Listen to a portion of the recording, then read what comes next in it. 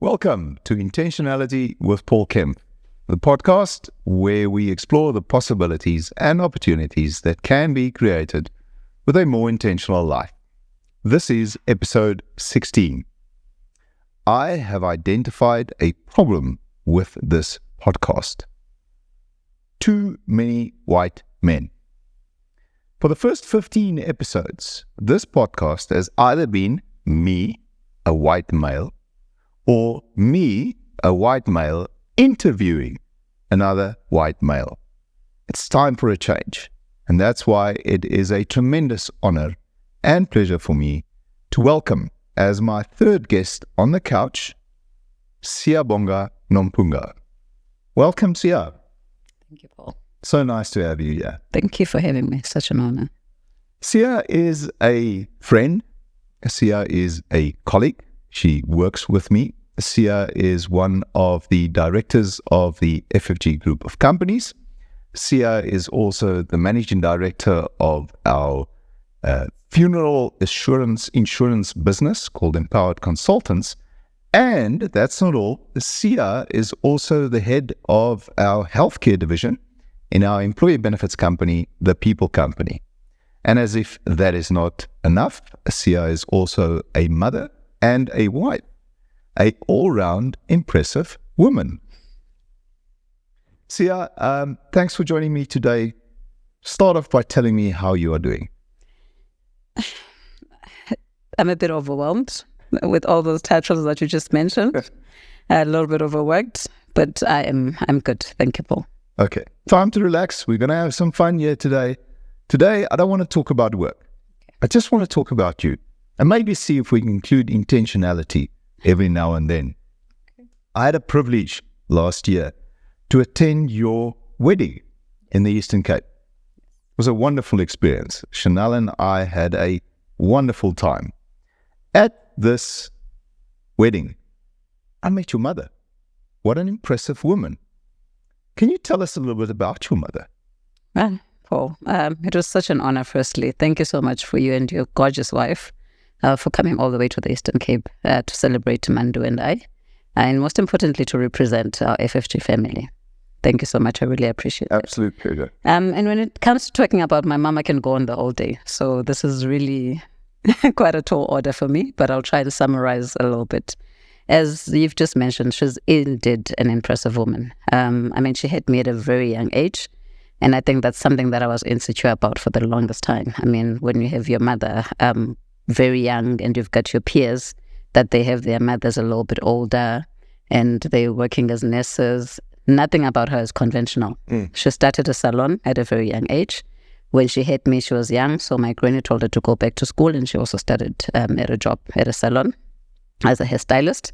And I think for her, unlike many people, I think she was quite fortunate because from then she found her purpose. She loves hair, she loves people. She didn't stay employed for long. She started a salon at our house in our 4-bedroom home. Not even 4-bedroom, actually. I'm exaggerating. In a 4-room home. 4-room home, yes. So she used our lounge to start the salon. And surprisingly for us, we would have queues in the morning on a Saturday morning of people that wanted to do their hair. They passed established salons. But I think it's because of her personality. Yeah. It was not just a job for her. She's got a passion for people. So people were there because of the type of service that she gave people.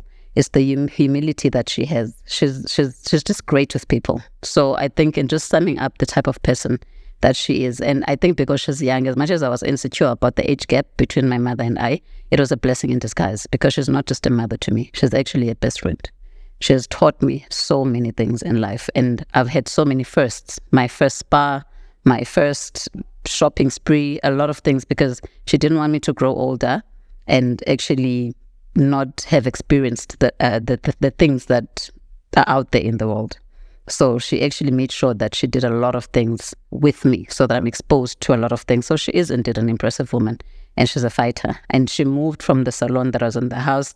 She went and rented an apartment and she established a salon, and she moved from there to actually renovating our home, which was actually a 4-room to a double-story home that it is, and divided the house between the house that we go to and a salon.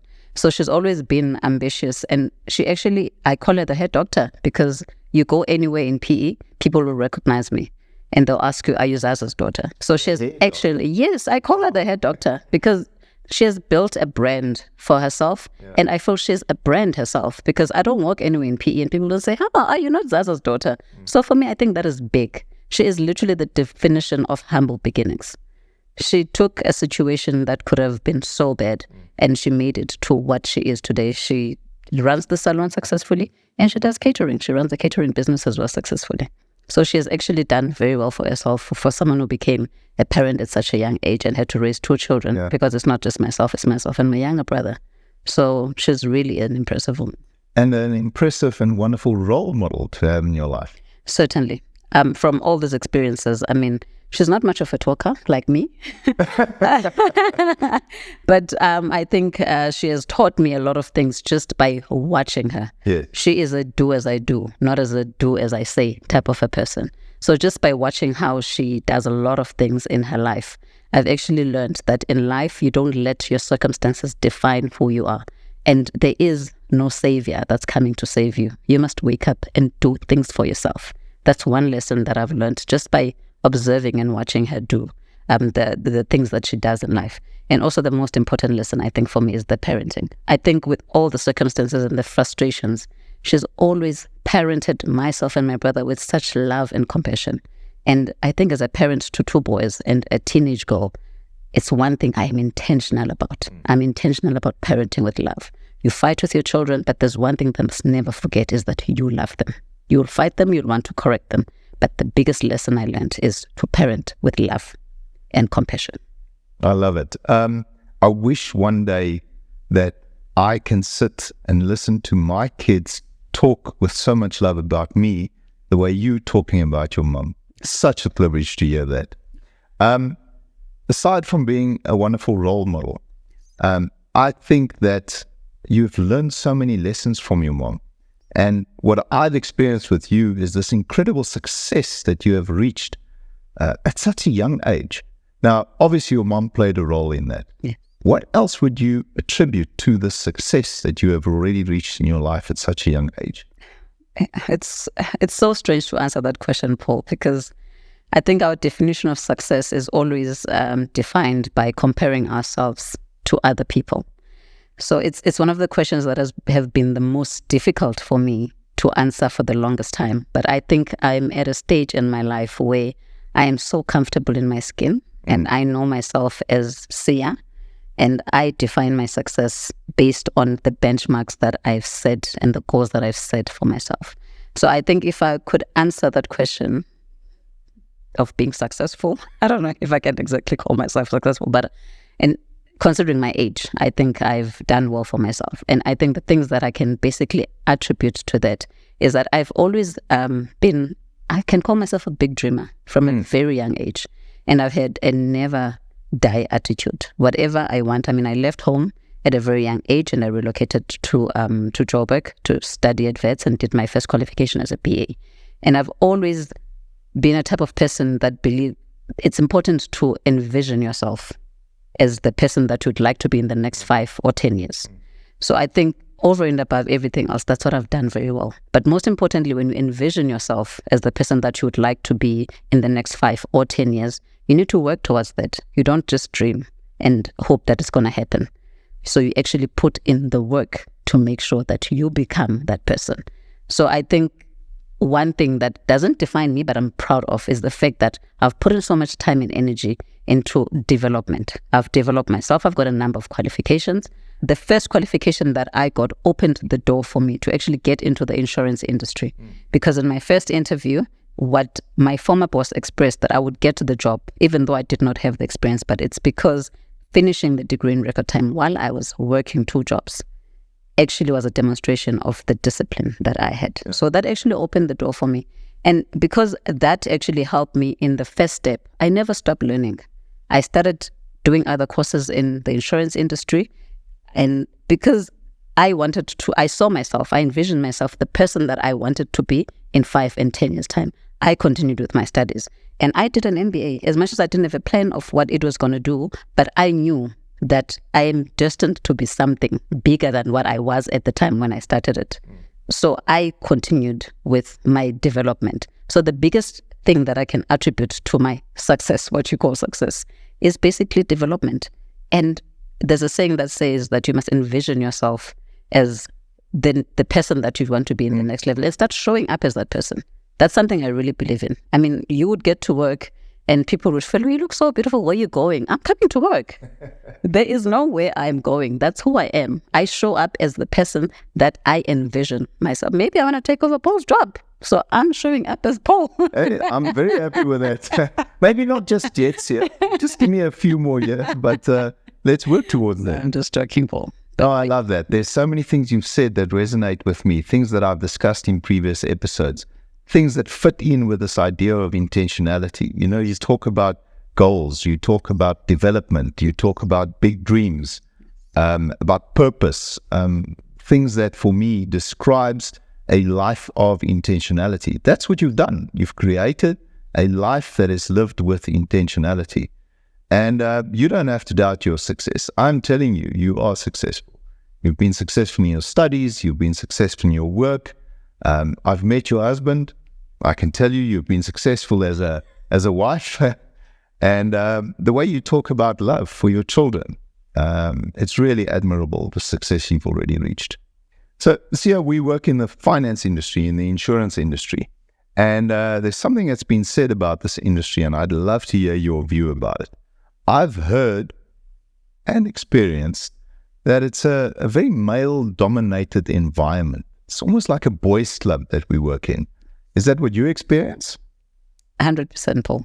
It is what I've experienced. But I think because of the person that I am, you don't allow that to shape how you interact. Because if you perceive things negatively, then you will start excluding yourself from certain interactions because you feel you don't belong. I think there's one thing that as Black females is very important for us to thrive in any industry, basically, is to have a high self-esteem. Because if you're constantly comparing yourself, you'll end up excluding yourself from things that you are supposed to be part of. Yes, I have experienced the fact that it is a boys' club, but it does not shape our future. I'm someone who's actually passionate about transformation. In our business, I am the employment equity manager. So it's something that we, as the people that are excluded, if we see it as a boys' club, if we want to see any change, we need to drive the change. So it's something that I am intentional about. If you get the seat and you move to the top, you don't sit there alone. You must be intentional about bringing others with you. It's not something that changes overnight, but it is something that we need to be intentional about. Transformation not being a tick box exercise, but something that we make sure that we drive in the organization. So it's a long shot. It's going to take long. It's still a boys' club, but it's something that if you think of something like Atomic Habits. It's good book. Yes. It's one small change at a time. FFG started with a Sia. So Sia needs to pull other Sias and bring others to join the boys' club. And maybe one day it will not be a boys' club, it will be the ladies' club. Remember golf? What is the meaning of golf? It's gentlemen only, ladies forbidden. Guess what? Right. We play golf. So we drive. You play golf as well. I'm an aspiring golfer. So it's something that we need to be intentional about. Yeah.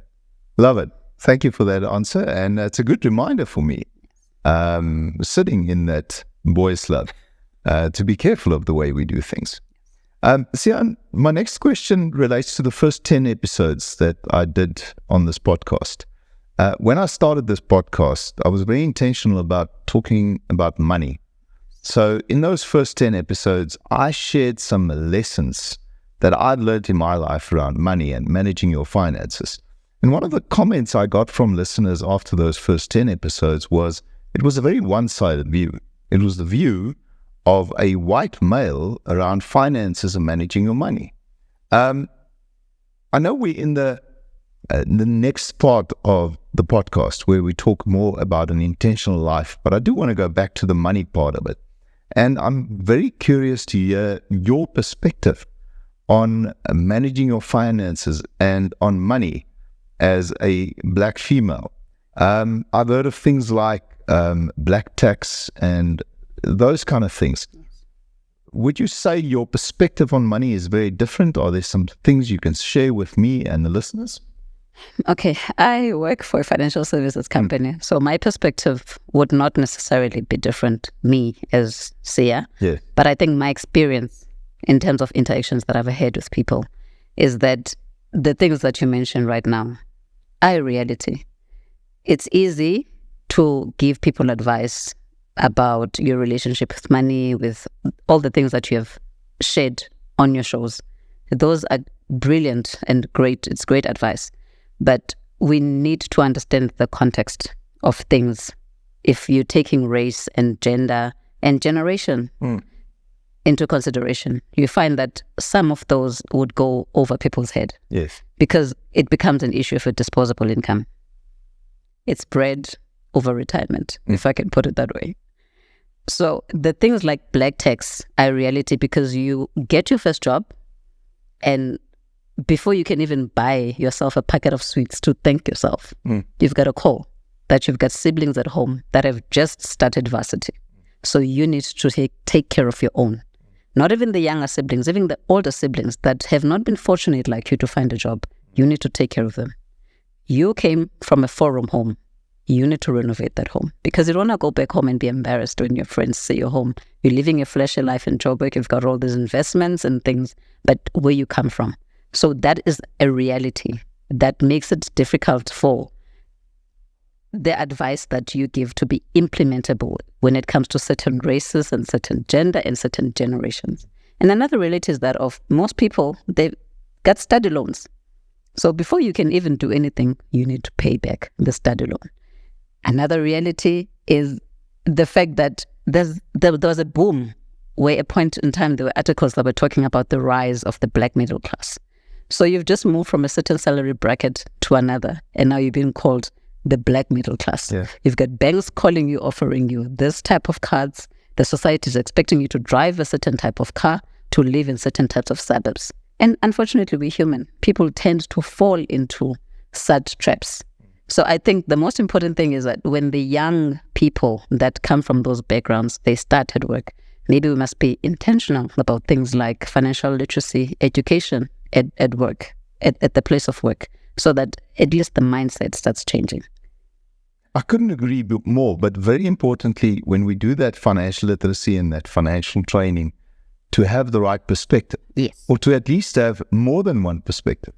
And I'm so glad that in this answer, you've brought this issue of generations in. Because what I found is even my own kids look at money differently than I do.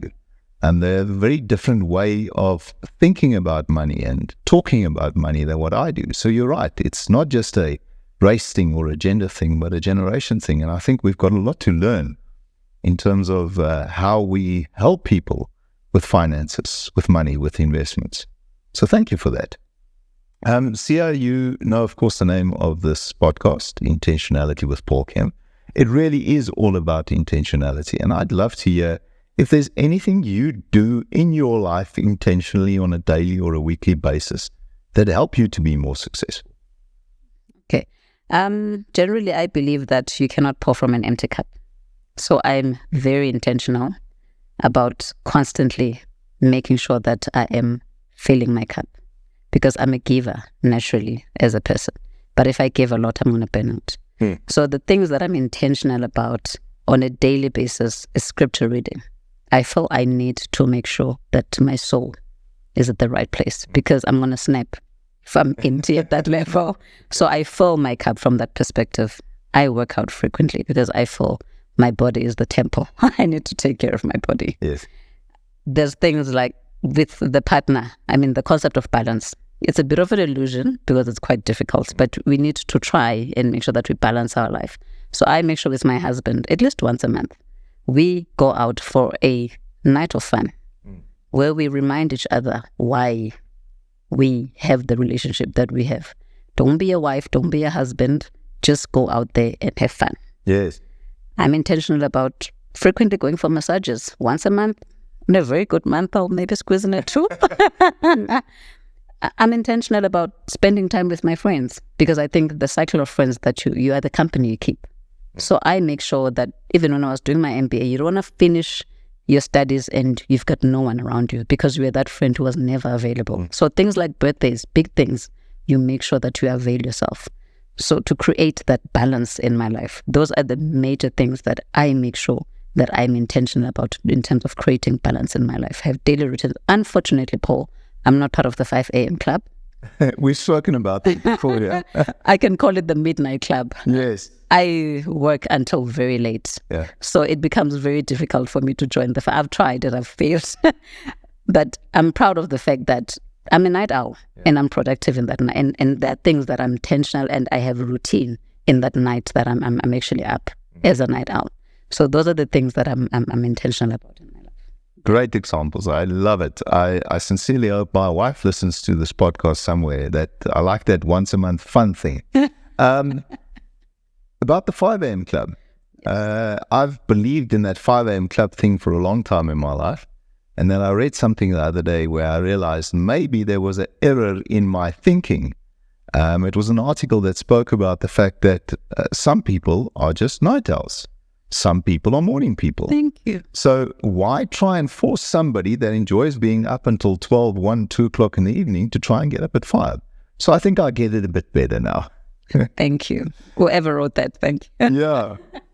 So, Sia, maybe as a last question, on my previous podcasts, I've always shared a tip of the week with the listeners and the viewers. A movie, a podcast, a book, something I've read, something that has inspired me. I really love it when my guests do the tip of the week. Will you do a tip of the week for us? Okay. So a few years ago, on my birthday, I was unlucky to have a trip to Cape Town for a business meeting. And I was lucky enough to have a group of friends that actually bought a book for me by T.D. Jakes, Pastor T.D. Jakes. And something that came out for me from that book that stood out, and I still live by to this day, that was like 5 or 6 years ago. It's, you feed what you want to grow and you starve what you want to die. And that is applicable to literally every aspect of your life. Be it relationships, be it marriage, be it work, be it habits. You need to replace one bad habit with a good one. You starve the bad one by replacing it with the good habit. That is one quote that has stuck by me to this day. It's a constant reminder to myself. If I feel like I'm sleeping, I tell myself that this is one thing. If you're watching too much TV, replace it with a book. Yeah. Find something to starve the bad habit and feed what you want to grow. Love it. Thank you so much, Sia. That is a wonderful tip. I really appreciate it. And I really appreciate you. It has been so great having you here on the couch as my guest. Thank you for joining me, Sia. Thank you, Paul. It is such an honor to be part of this revolution. You've always had this as your big, hairy, audacious goal. Yes. And to see it come to life and be a reality is actually such an honor to be part of it. And I'd like to wish you all the best in future. Thank you, Sia. Thank you. And good luck with that journey of replacing me at FFG. That was a joke. I'm looking forward to that. That was a joke. All right. All that's left to do for this week's episode is to thank my wonderful production team for all of their hard work, amazing efforts behind the scenes. Thank you to FFG for your continuous support of this podcast. I truly believe that we are building something amazing here and that we are going to create incredible memories on this journey together. If you want to get hold of me, please send me an email to paul@iwpk.co.za. Please congratulate yourself for making the choice of having a more intentional life, of being the architect of your success and not just letting life happen to you. May the rest of your week be an amazing, intentional journey, and join us again in a week's time for the next episode of Intentionality with Paul Kemp. And thank you for listening.